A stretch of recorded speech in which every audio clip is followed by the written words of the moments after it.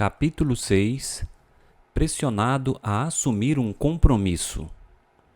Certa noite, enquanto Holland e eu conversávamos com o sacerdote satanista, ele mencionou que havia chegado o momento para nós dois exercitarmos nossa fé no poder dos espíritos, pois o mestre o havia instruído a esse respeito. Vocês podem pedir um dom, entre muitos, disse ele, se tão somente estiverem dispostos a professar abertamente fé no Mestre. Isso consistiria em participarmos de um ritual, no qual afirmaríamos perante a Assembleia que reconhecíamos que Satanás era um grande Deus, o supremo soberano do planeta Terra, disposto a conceder maravilhosos dons aos crentes. Então poderíamos pedir para nós qualquer dom que desejássemos. Finalmente, selaríamos nossa confissão de fé, depositando um pouquinho de incenso em cima das brasas vivas do altar de Satanás e ajoelhando-se diante dele. O meu amigo nem hesitou. Embora eu sentisse vontade de pensar um pouco mais antes de tomar uma decisão, Holland apresentou muitas razões porque aquela era a noite ideal para eu tomar esse importante passo em minha vida. Embora eu tenha agora vergonha de admiti-lo, acabei cedendo e me submetendo à coisa toda. Pedi o dom de adivinhar e pretendia usá-lo da seguinte forma: enquanto eu estivesse dormindo durante a noite, sonharia com os nomes e os números dos cavalos vencedores da próxima corrida a ser realizada em determinado hipódromo. Então, eu iria até a bilheteria e apostaria neles. Naquela mesma noite, tive um sonho desses. Vi claramente os vencedores de 3 corridas no sábado seguinte, com 3 dias de antecedência. No dia designado, fui à bilheteria e lá estavam os nomes que eu havia visto em meu sonho. Como não tinha muito dinheiro, apostei uma pequena quantia nas 2 primeiras corridas e ganhei cerca de $60. O terceiro cavalo pagava 21-1, pois estava longe de ser um dos favoritos.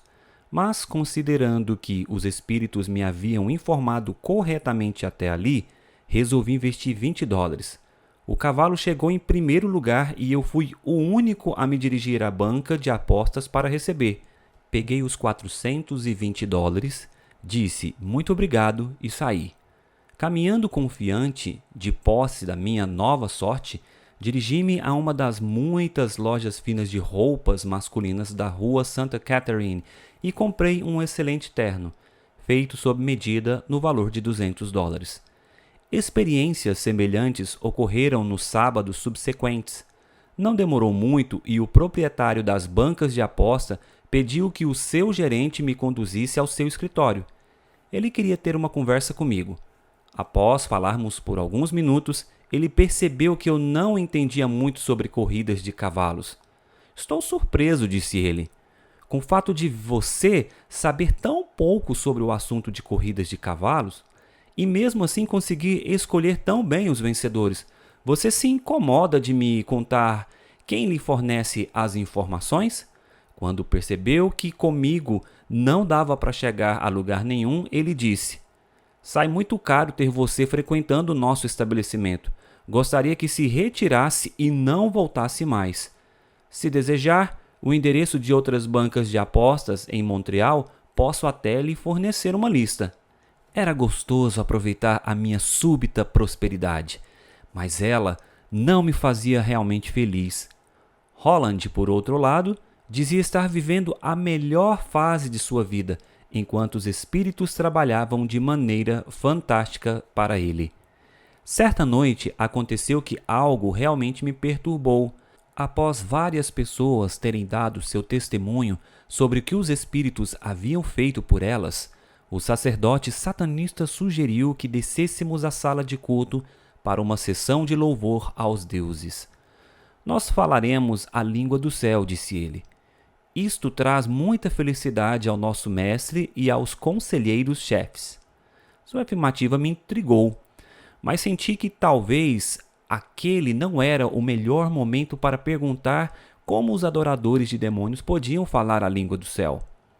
Já sentados na sala de culto, cada um recebeu um inário. Refiro-me a um inário cristão. Na verdade, o sacerdote mencionou 3 denominações cristãs que usavam aquele inário. Após executar um breve ritual diante do altar, ele pediu à assembleia que abrisse os inários em certo hino e que cantasse juntamente com ele. Os cânticos continuaram durante uns 20 minutos. Sem pronunciar uma única palavra, permaneci sentado, quase em estado de choque. Mais tarde, ao voltarmos para cima, o sacerdote dirigiu-se a mim e, sorrindo, comentou: "Notei que você não tomou parte em nossa sessão de louvor aos deuses. Importa-se em dizer-me por quê?" Eu simplesmente não poderia profanar aqueles hinos cristãos da forma como vocês fizeram. O fato de eu não gostar de alguém não é razão para se cantar profanidades contra seu nome. Entendo como você se sente, mas após algum tempo você se ajustará. É como uma pessoa que pela primeira vez testemunha o sacrifício de um animal vivo. No princípio é chocante, mas depois de testemunhar algumas vezes, a pessoa se acostuma.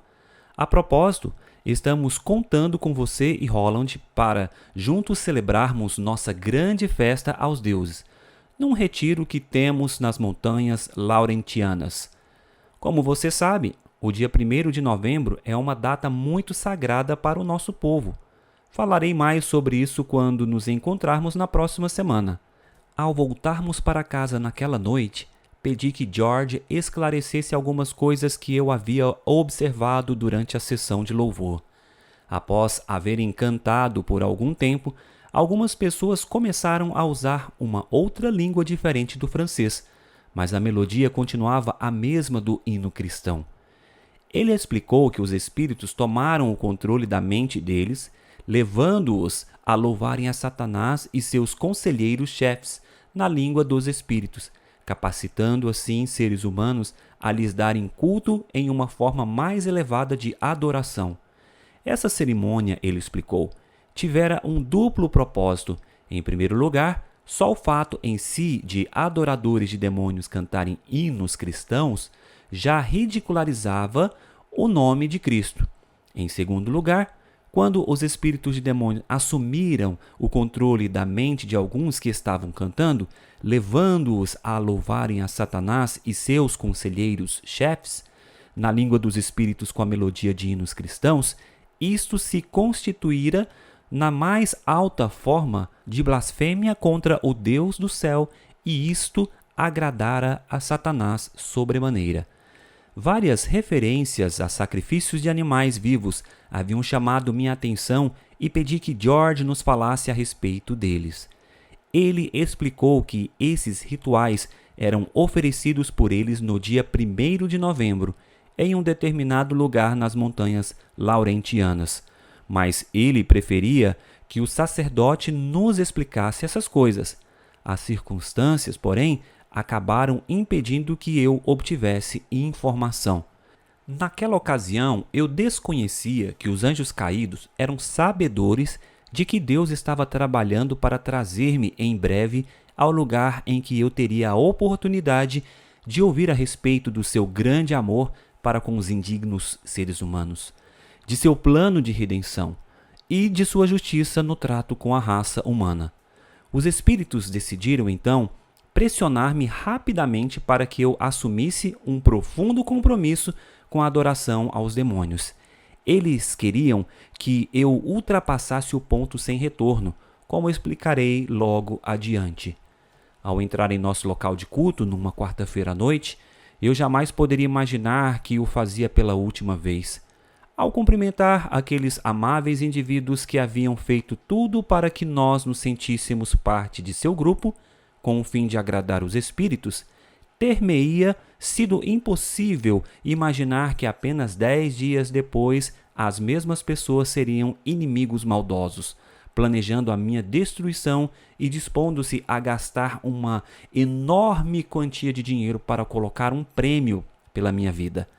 A sessão de testemunhos foi realmente impressionante e quando terminou o sacerdote conversou rapidamente com Roland e comigo, dizendo-nos que os espíritos estavam ansiosos por beneficiarem nossa vida de uma maneira muito especial. No dia 1º de novembro, dali a 2 semanas, se nós tão somente assumíssemos num ritual de iniciação um compromisso definitivo para com essa sociedade secreta, os espíritos nos revelariam então os seus planos para as nossas vidas.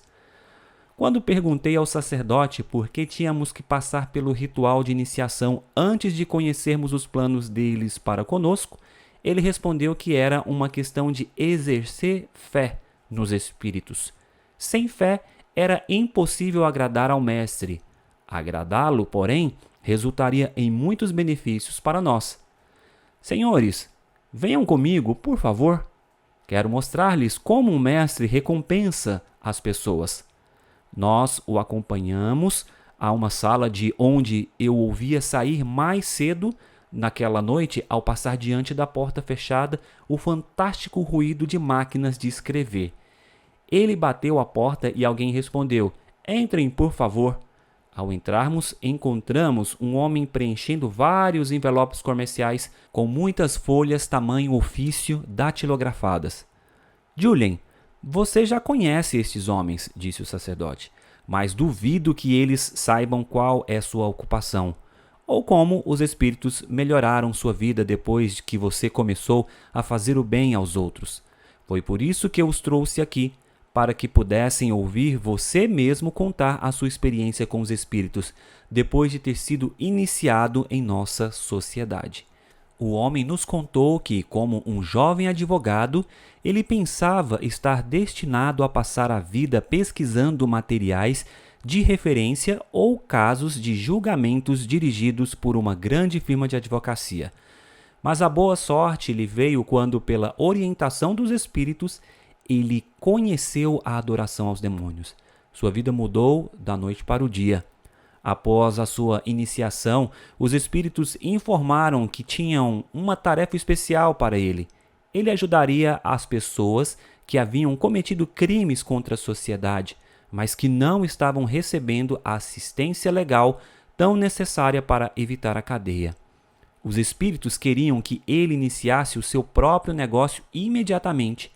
Ele oferecia aos advogados o serviço exclusivo de preparação de sumários de defesas para os seus casos de justiça criminal. Os espíritos fariam a maior parte do trabalho. Informaram também que já haviam sido enviadas cartas a certos advogados de língua francesa de todo o Canadá, dizendo que ele forneceria aos advogados todos os materiais necessários para defender e ganhar causas que no passado haviam perdidos por não terem tido tempo necessário para o preparo. Em pouco tempo, as respostas começaram a chegar. Em seguida, os espíritos lhe disseram que tudo o que precisava fazer era trabalhar na casa de culto em qualquer quarta-feira que precisasse da ajuda deles. O esforço dele consistiria em ir alimentando as 3 máquinas de escrever com todo o papel necessário até que os espíritos terminassem o preparo de cada sumário, em sua totalidade. Na mesa à sua frente estavam 3 máquinas de escrever e 50 pilhas de papéis. Essas pilhas tinham uma espessura que variava entre 1 e 6 centímetros. Ele explicou que todo o material havia sido datilografado tão rápido quanto ele conseguia colocar papel nas máquinas. Continha todos os procedimentos a serem seguidos durante os julgamentos, bem como antecedentes históricos de casos semelhantes julgados no passado e outros detalhes. Quando o sacerdote perguntou como era a aceitação dos seus serviços entre os advogados, ele declarou que eles simplesmente se deleitavam em fazer uso de seu serviço, devido aos excelentes resultados obtidos. E quando o sacerdote perguntou quanto dinheiro seu trabalho representava, Julian respondeu que envolvia vários milhares de dólares. Ao fazermos menção de sair, ele nos convidou para voltarmos e ver os espíritos trabalhando, sempre que estivéssemos no prédio e ele estivesse ocupado com seu projeto. O sacerdote repetiu o seu pedido para que nós concordássemos em ser iniciados no culto deles. Meu amigo Holland concordou, mas eu não podia. Sinto muito, mas não posso lhe dar essa resposta imediatamente, eu disse. Daqui uma semana lhe darei uma resposta definitiva. Sem que eu soubesse naquele momento, aquela foi a última vez que me despedi do sacerdote satanista e então fui para casa. Ao me deitar naquela noite, não conseguia dormir. O pensamento de ser iniciado no culto satânico ficava girando em minha mente. Deveria prosseguir com aquilo ou não?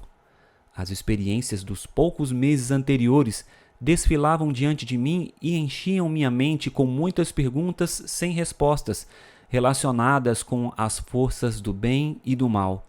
Mesmo tendo descoberto fatos incríveis a respeito do sobrenatural, eu tinha o pressentimento de que muito mais do que eu já havia visto devia estar envolvido nisso.